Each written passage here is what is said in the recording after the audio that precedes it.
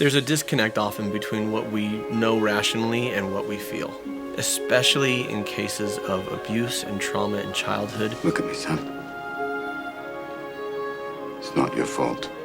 We can grow up and look at it objectively and say that wasn't my fault, that was the adult. But so often, emotionally, it still feels like I was abused because I was bad. I was mistreated because I was bad. It's not your fault. It's not your fault. He was such a foundational part of my sense of humor. So many films that I grew up with, from Aladdin to Good Will Hunting to Dead Poets Society, like so many formative experiences. That's beautiful therapy right there. That's who I try to be.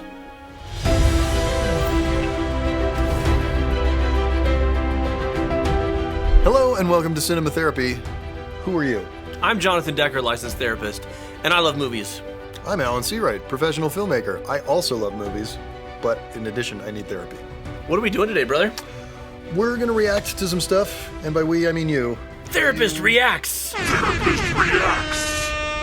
I mean, reacts. Why do you get so weird? Oh man, what am I reacting to? Why are you blaming me for being weird, Mr. Trying to take a sip out of the side of his face? It's my Popeye. He's Popeye the Sailor Man. It's your Popeye. Well, I thought I would get you to react to not just a movie, but to react. A therapist reacts to a therapist. Ooh, a movie therapist? A movie therapist. Who we got? We've got Robin Williams' character, whose name I forget. He will just be Robin Williams. He will just be Robin Williams. In Good Will Hunting? Oh my gosh, this is this your favorite one? This is my absolute favorite movie therapist because really most good. movie therapists absolutely suck. Mediocre at best. Mediocre. They're not compassionate, they're detached, they're idiots. But I watch this and I think a lot of therapists watch this and be like, this is therapist goals. Yeah. All right, this is who I aspire to be. And I don't think he's unrealistic. So no, I'm super excited for this. I'm pumped. Let's let the healing begin. Okay, so for those who haven't seen Good Will Hunting, it is about Matt Damon plays somebody who is from South Boston. He's poor. He's actually an orphan. He's an orphan, raised in the foster system, abusive foster parents. Right. And so there's some trauma there, but he's a prodigy. And he's discovered at MIT when he's a janitor because there are equations on the board that are... Yeah, he solves a mathematical proof on the board that just does it like as he's walking by with a mop. Right. He falls in love with a girl, an uptown girl. Uptown girl. Thank you, Billy.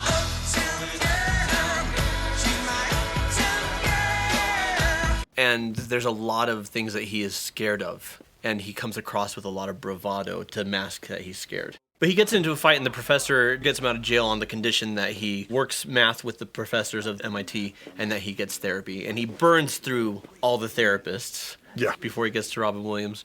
And those therapists, you know, I'm not crazy about because they say I have better things to do with my time. I find someone who's difficult in front of me, someone who's going to be belligerent and obstinate, and I actually totally relate to that. Oh, sure. There are people, they show up to therapy, and they're like the court's making them be there, or a family member's making them be there, and right out of the gate, they're not showing up as teachable or as wanting to even be there. And it is really hard as a therapist to push back. It's like, well, if you don't want to be here, I don't want to help you, right? Yeah. So where are we starting? We are starting with Matt Damon's first meeting with Robin Williams. Awesome. What, you lift? Yeah. Yeah, Nautilus? No, free weights. Oh, really? Yeah. Free weights, huh? Yeah, big time. Yeah. Just like that. What do you bench? 285. What do you bench? So this is what Williams is doing is You joining, paint that? and you match how the other person's talking, their volume, their style. Oh. You like art? You like music? It's a real piece of Oh, well, tell me what you really think. The linear and impressionistic mix makes a very muddled composition. It's also a Winslow Homer ripoff, except you got Whitey rowing the boat there. Well, it's art one, eh? It wasn't very good. That's not really what concerns me, though. What concerns you? It's the coloring. You know what the real bitch of it is? It's paint by number. You're trying to insult me. I won't be The colors insulted. are fascinating to me. Are they really? What You about bet. that? I think you're about one step away from cutting your ear off. Really? Oh, yeah. Think I should move to the south of France, change my name to Vincent? You ever heard the saying, any port in a storm? Yeah. Yeah, maybe that means you. In what way? Maybe you're in the middle of a storm, a big storm. Yeah. The sky's falling on your head, the waves are crashing over your little boat, the oars are about to snap. You're just pissing your pants. You're crying for the harbor, so maybe you do what you gotta do to get out. You know, maybe you became a psychologist. Bingo. That's it. Let me do my job now. You start with me. Come on. Maybe you married the wrong woman. Maybe you should watch your mouth. Oh, I got it. Got the nerve I was looking for. There it is. Chief, all right?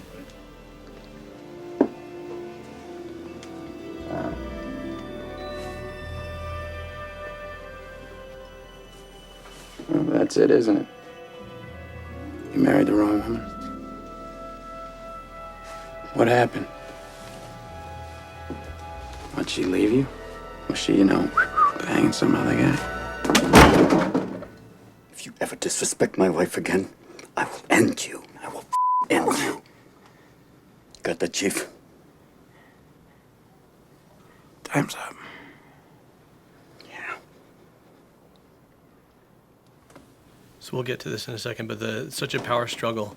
And Robin Williams, as a therapist, is trained to not let people touch your buttons, press your buttons, not to react. Now, what I love right after this is the professor comes in and assumes, well, he burned through you too. And the biggest surprise in the script for me, if you're watching it for the first time, is he says, Thursday, 4 o'clock. Make sure the kid's here. we'll get to the elephant in the room, which is that he puts hands on a client, because that's obviously a no-no, not Right. something that you do. You don't typically choke your clients. And Will Hunting, Matt Damon's character, could definitely sue him and bring him down for that. Yeah. I mean, you physically assault a client, that's it, game over. Hey, you've been watching for a couple of minutes, at least. Maybe several. Who knows? I'm gonna start over. Hey, you've been watching this video for a little bit, and if you like it, you should, like it with the thing. And subscribe and hit the bell, because then you'll get ding-dongs when we make new video things. And yeah. But not the hostess ones. No, that would be great. Hello there, young man. Ding dong!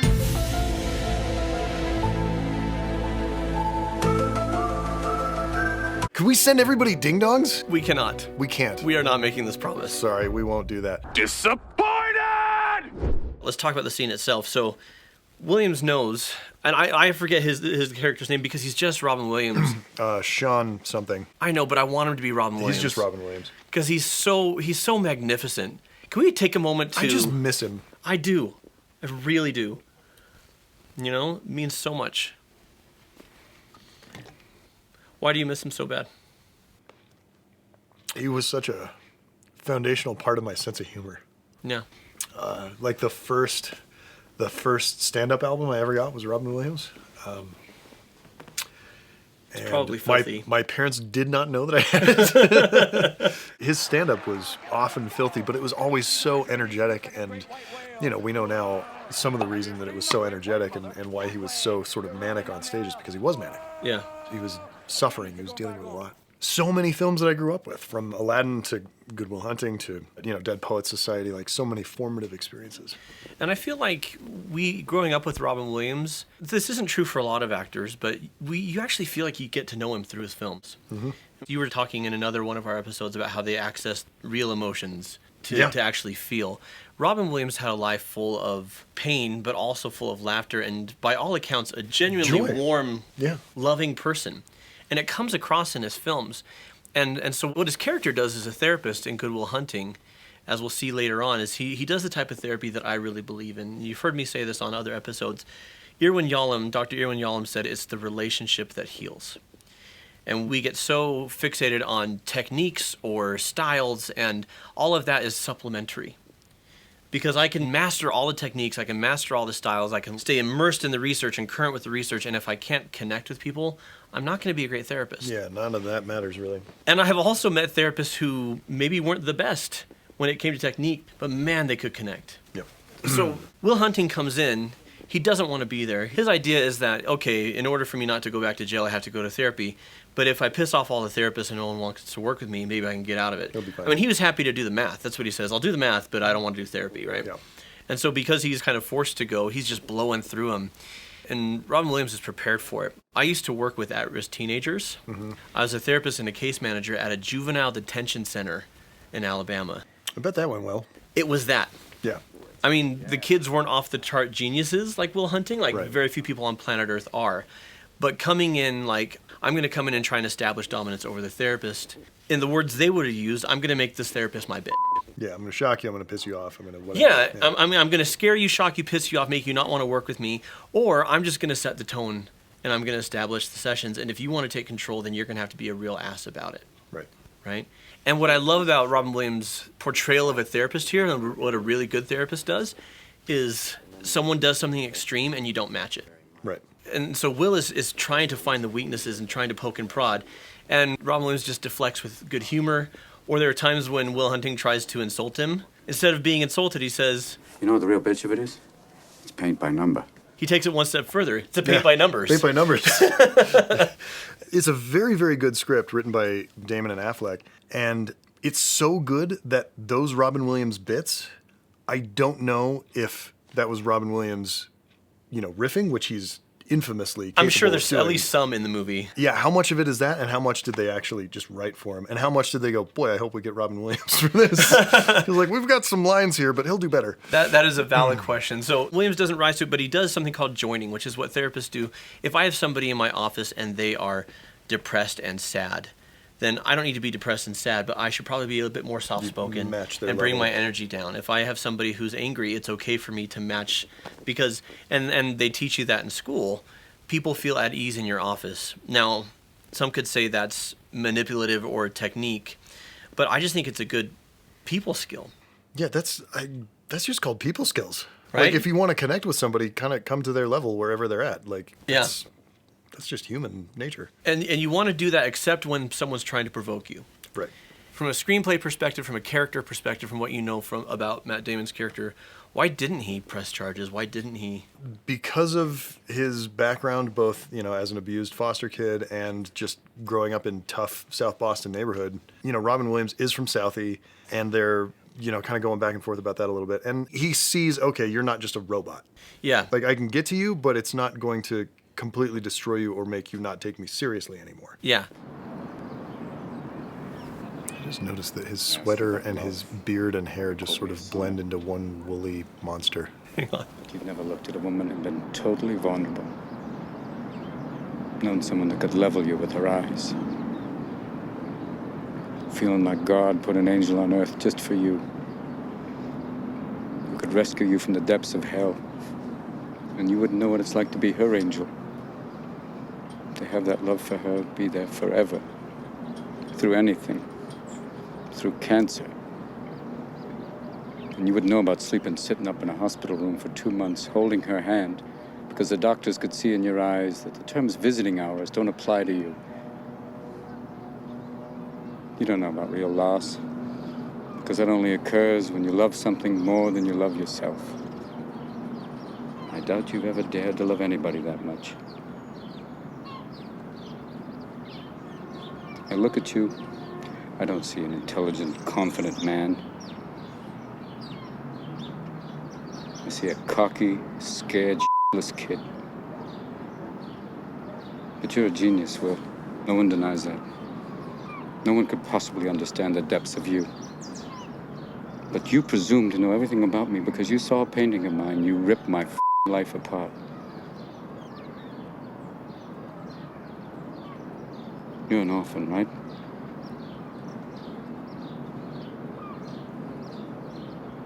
Do you think I'd know the first thing about how hard your life has been? How you feel? Who you are? Because I read Oliver Twist. Does that encapsulate you? Personally, I don't give a shit about all that, because you know what? I can't learn anything from you. I can't read in some book. Unless you want to talk about you, who you are.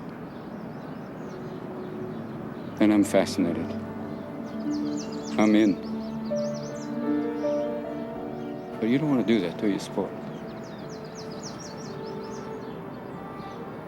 You're terrified of what you might say.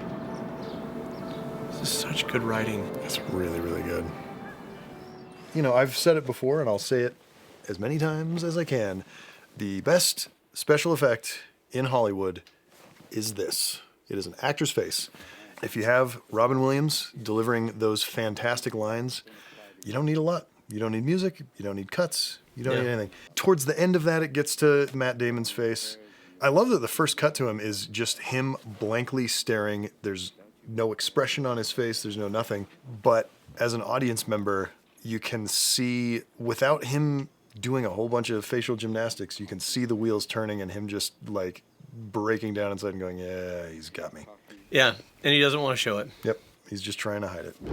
This week's flavor is toffee nut Toffee nut. because it's sophisticated and classic, just like the film of the week. Good Will Hunting. In case you didn't know what movie we were watching. It's Good Will Hunting. You are so bad at this. Am I so bad at it, or am I excellent at it? Let us know what you think. I'm bad at it. Therapeutically, part of what we do is you got to call people on their bull, right? And the thing is, you got to earn that. If you lead out calling people on it, Well, nobody's going to listen to that. they shut down. Yeah. And so it's not a ploy. I'm a compassionate person. I'm an empathetic person. Yeah. But I don't lead into calling people out or holding them accountable until we have that rapport. Sure. Because people will take direct correction and feedback if they feel respected. And that takes time. It's different from most of the girls I've been with. So call her up, Romeo. Why? So I can realize she's not that smart, that she's boring. You know, I mean, you don't... So he's talking about the girl he met. Mini Driver. Ruin that. Maybe you're perfect right now. Maybe you don't want to ruin that. But I think that's a super philosophy, Will. That way you can So go subtle through little your thing entire here. life without ever having to really know He's anything. having a perspective shift, so we have a perspective shift, and we come around to the other side of the conversation. My wife used to fart when she was nervous. Don't make it That's a wonderful little idiocy. fart when she was nervous. She used to fart in her sleep. I'm sorry I shared that with you. One night it was so loud it woke the dog up. She woke up and got like, "Oh, was that you?" I said, "Yeah, I didn't have the heart to tell her." Oh, God. She woke herself up. Yes.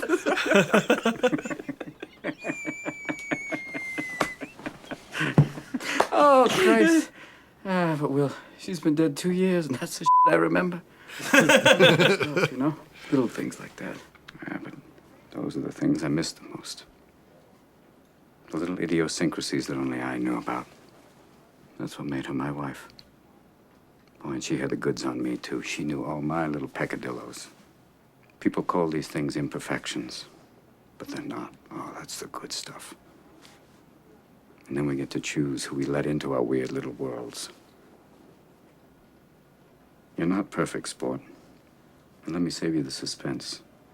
This girl you met, she isn't perfect either. But the question is whether or not you're perfect for each other. That's the whole deal. That's what intimacy is all about. Oh my gosh. Okay. This is fantastic therapy. I love it so much. And this is, frankly, who I aspire to be as a therapist. There are some schools of thought that say you should not reveal yourself to your clients. You should not share information about your life. People can use it against you. You know, you are just here to reflect back to them. I hate that. Yeah, that sounds crappy. Frankly, it can actually be very, very effective if done well. I'm sure there are people who crush it with that. People have realizations and they make changes, but to me, there's nothing more powerful than actually connecting with someone. And Robin Williams here, he is warm and he's funny and he's vulnerable, but he doesn't share personal information just to share it. He's building to a point. When he cuts right to the heart of it and goes, oh, no, that's not what you're scared of. You're scared that she's going to figure out you're not perfect. Yeah, she's going to leave you. And so, yeah, when he says, maybe you're perfect right now, maybe you don't want to ruin that. Like, let her have this idea of you. Yeah. And then he goes right into, once again, what he has that Matt Damon doesn't have, which is I've lived a life. You're a genius, and you know all sorts of stuff about love from books that you've read, and maybe you've gotten laid a couple times, but you've never woken up next to a woman and known what it was like to be truly, completely happy. Well, and you've never woken up next to a woman who woke you up with her fart and you're happy about it.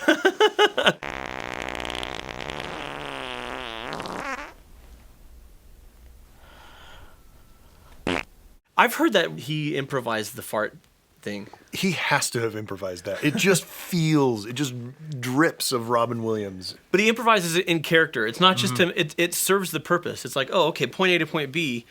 I need to get to this line about how imperfections are a beautiful thing. Yeah.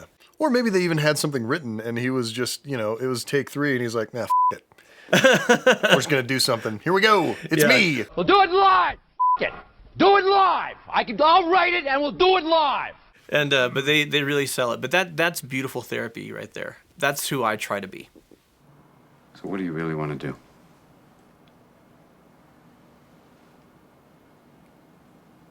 I want to be a shepherd.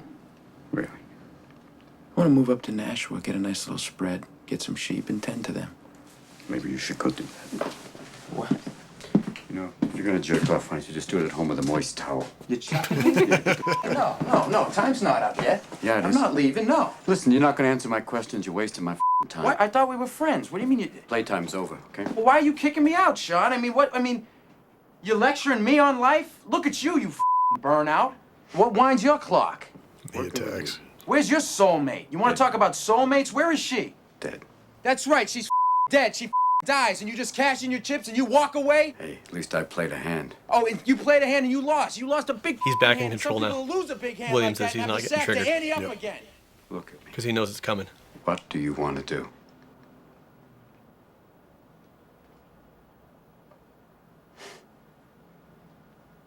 You and your bullshit.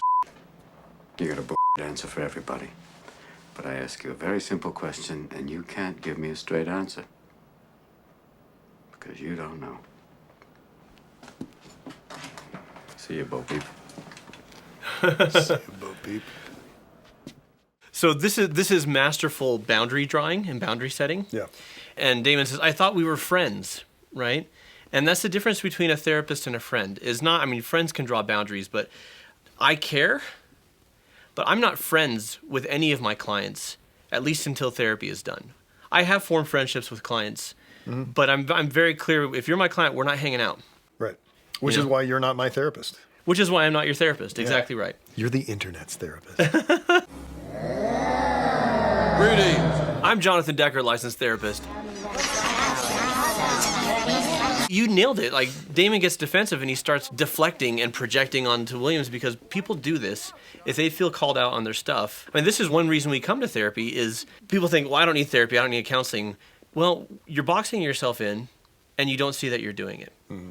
You're creating traps in your mind that are limiting yourself through incorrect beliefs or limiting beliefs. And you need somebody skilled and trained to help you see it. And it's not pleasant. And Matt Damon reacting the way he does. I mean, I don't want you to talk about anything you're uncomfortable. But you've talked about being completely comfortable about everything. Has a therapist ever pissed you off? Pissed me right the hell off. Yeah. Yeah. I think she was better than maybe I give her credit for. Yeah. Because she was the one that like dug at all of the scabs. Yeah. And I didn't like it. I didn't No. appreciate it at all. I hated it. I hated what it showed about me. And I hated it. I didn't really start dealing with that stuff until I started going to therapy on my own. You know, even then it was like, I by that point I had kind of recognized like, maybe she's not as bad as I thought she was. Maybe I was so my apologies.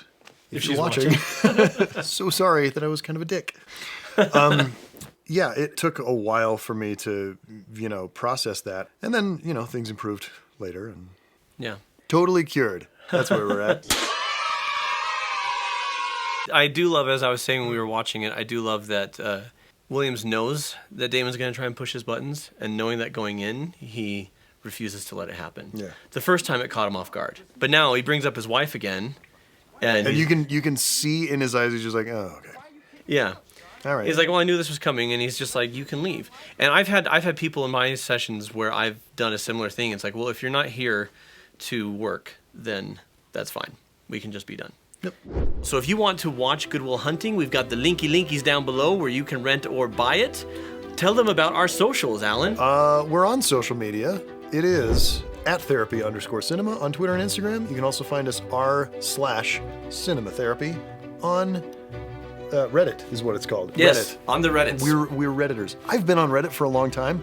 Jonathan hasn't. We're new to having our own subreddit. We have a subreddit now. That's weird. There's a scene in this movie that I relate to so much, which is where they sit down and they just don't talk. That actually happened to me one time in therapy. Did you just stare at each other for an hour? Yes. Tell me about this. So I'm fascinated. I had a woman in my office who did not want to talk about her past trauma, which is understandable. Trauma traumatic. is not something we want to revisit. But I asked her a question, and she sat there and stared at me, and she was trying to make me uncomfortable and get me just to talk through the session. And I'm like, I did stand-up comedy in college. What are you going to do? yeah, that's right. And so I sat there. I think I said once, I said, are you not going to say anything? You're not going to answer my question? And she just looked down. And I went, and I literally did this. And I sat there for 40 minutes. In the last 10 minutes, she started talking. Wow. Yeah, I thought That is a freaking flex, man. I know, right? That's hard. I'm pretty sure in my mind, I went to Disneyland, and I'm like, I think I did Space Mountain and Star Tours, like, in my brain. Like, I'm like, now I'm on Indiana Jones. Now I'm on Pirates of the Caribbean. Ooh, Haunted Mansion. I think she interrupted me. Ooh, a turkey leg. I think, yeah, a turkey leg. I think she interrupted me, like, mid-turkey leg, and she's like, well, so this is what happened with my dad, and I'm like, Oh, yeah. I'm like, what? You? Right. I'm like, Sorry. I was in Anaheim having a great time. So, anyways. That's fantastic. Oh, next time I'm going to Disneyland. My father was an alcoholic. Mean drunk. He'd come home hammered, looking to wail on somebody. So he's looking at Damon's file about how he was abused as a kid, and Williams was abused as well. Hey, Will. I don't know a lot. You see this? All this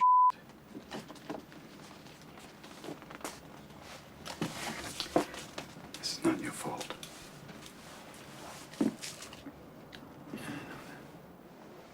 Look at me, son. He doesn't know that. It's not your fault. I know. It's not your fault. I know. No, you don't. It's not your fault. I know. It's not your fault. Every time he says it, he looks away. It's not your fault. It's not your fault. Don't with me. It's not your fault. Don't with me, all right? Don't with me, Sean. Not you. It's not your fault.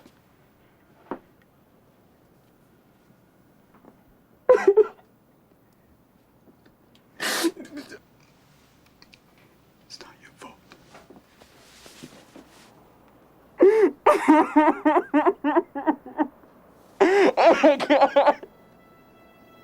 I'm so sorry.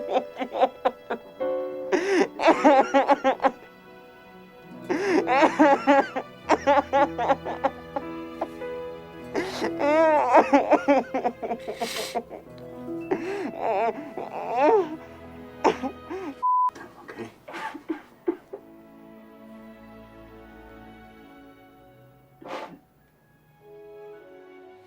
It is a raw scene. Yeah. Such an interesting choice that Matt Damon made, too. It's such a little boy Yeah. crying. Yeah. I mean, you nailed it when he says, not your fault, and he goes, yeah, I know. Yeah, I know. He's smart enough to know what it is. He's not emotionally aware enough to acknowledge it. There's a disconnect often between what we know rationally and what we feel. Yep. Especially in cases of abuse and trauma in childhood, we can grow up and look at it objectively and say that wasn't my fault, that was the adult. We can say a kid doesn't deserve to be treated that way. We can see it rationally. Yeah. But so often emotionally, it still feels like I was abused because I was bad. I was mistreated because I was bad. Yeah. And it's not just in this case, but so many times we can know something intellectually and feel something completely different emotionally. Mm-hmm. And I love just the repeated, it's not your fault, it's not your fault. And you could see all the resistance to where he actually puts hands on his therapist. Yep. And he doesn't care, he's just coming in, you know? He won the Oscar for this. Yeah. The thing that really strikes me about this scene, mostly it speaks for itself, but the choice to put his hand on his client's head and pull him in and embrace him. Touching a client is kind of a gray area in therapy. It's not forbidden because it can be very powerful. Sure. but it's something that therapists You is gotta like be very careful about it. I would yeah. say. Yeah. It can be misconstrued or people don't want to be touched, but they feel like they have to let you because you're the person of in a authority. position of authority, right? and all And of that, yeah. what I would do in a situation like that, I would come not uncomfortably close, but I would draw near to a person. I would scoot my chair up. I would say, I want to comfort you. Would you like me to put my arm around you or hold your hand or just be here? And I've done that several times. And so sometimes people want me to hold them. And I've had people cry into my chest or cry into my shoulder. I've had these moments where I've stood there and held somebody like this. I've had other people who just want me to hold their hand or just want me to be there or hand on the shoulder. And especially with trauma, touch is a trigger. Yeah. You actually can know an awful lot about healing and not heal. Apparently, literally everything there is to know. You can read all of the books. You can listen to the podcasts and watch the TED Talks. But more often than not, you're going to need guidance. Yeah. You're going to need somebody qualified to guide you through the process. You're going to need a connection. You're going to need a tribe. And that is something I'm very passionate about. I've pivoted. I'm still doing couples and family therapy, but focusing a lot on trauma. If you've been through a trauma, I can help you. My wife and I started, it's called Mended Light, and it's a trauma healing program. And we're pulling in therapists from all over so that we're able to see people all over, no matter what state you're in. But if it's not with us, it doesn't matter. Get help somewhere. We've got a free resource for those who even if you don't work with us, you just want a little bit of support or a boost or guidance, and there's a link for that below. But again, it doesn't have to be with me, but do get help. Do get help. Yeah, please. Man, I love Good Will Hunting. I saw it when it first came out. Hadn't watched it again until preparing for this show. Yeah. And boy, it hit really hard. Yeah. A lot harder to my, adult self than when I was 18 and saw it the first time, yeah. The filmmaking is fine. It's serviceable. There's an awful lot of just trying to emphasize the performance. And there's a reason for that. Matt Damon and Ben Affleck wrote this script. There's been some controversy about whether or not they completely wrote it. William Goldman came in as a script doctor. This has a written by draft. That's it. If William Goldman did some script doctoring, he probably came in and, changed a couple lines of dialogue here and there, maybe one scene. But it's Matt Damon and Ben Affleck. And they wrote this so that they could act the hell out of it. Yeah. That's what they did because they had been in Hollywood for years not getting anything. Yeah. Because they were both too pretty. Yeah, and they didn't get Robin Williams. They got Robin Williams because he wanted to play this role, not because they could pay him what he was worth. Oh yeah, no, not close. Not even close. I mean, they were nobodies at the time. And for me as a counselor who's 40 years old, I look at this and I'm like, how did two kids in their mid-20s they wrote this? In their mid-20s, and they got it all right. They literally did. The therapy is so good, and not just the therapy, but the portrayal of how Matt Damon reacts to trauma, how he keeps his guard up, how he pushes away, why exactly he does those things, and exactly how therapy can help him is so incredibly insightful that it's really mind-blowing. The screenplay is phenomenal. It is a very, very, very good script. I, frankly, am a little bit bummed that we don't have more Matt Damon, Ben Affleck scripts. They're really good at this. If you're enjoying this episode, which of course you are, and you want to see it without commercials and with even more goodness, we've got an extended director's cut on our membership site, along with the relationship courses that I've created for you. We've got live watch parties with Alan and I, growth guides for movies with application exercises for applying the skills we talk about, live Ask the Therapist Q&As. Q&As. That's what they're Ask called. the Therapist Q&As, yep. All of that and more on our low-cost membership site. Check it out below and be a what? Cinema therapy hero. I can be your hero, baby. I can't. I'm too pitchy right now. I've been crying and my voice box is broken. So for Therapist Reacts to Movie Therapists, we'll have other of these in the future. Absolutely. Sometimes they won't, the therapists I don't won't think be, any of them are going to go this well. Well, no one's going to be as good as this. I mean, for all the movies I've seen, I've never seen a film therapist who is such a accurate representation of what good therapy and a good therapist is. It is fantastic. I can't wait for What About Bob? That'll be fun. What About Bob is, it's a joy. He's not gone. That's the whole point. He's never gone. Is this some radical new therapy? You see? So until next time, my boy's wicked smart. I got a number. How do you like them apples? And fart Watch yourself movies. I didn't say the right thing. I think I didn't say the right thing. Is that what happened? That's what happened. Okay, well, as long as we got that out. Do you like apples? Yeah. Well, I got a number. How do you like them apples?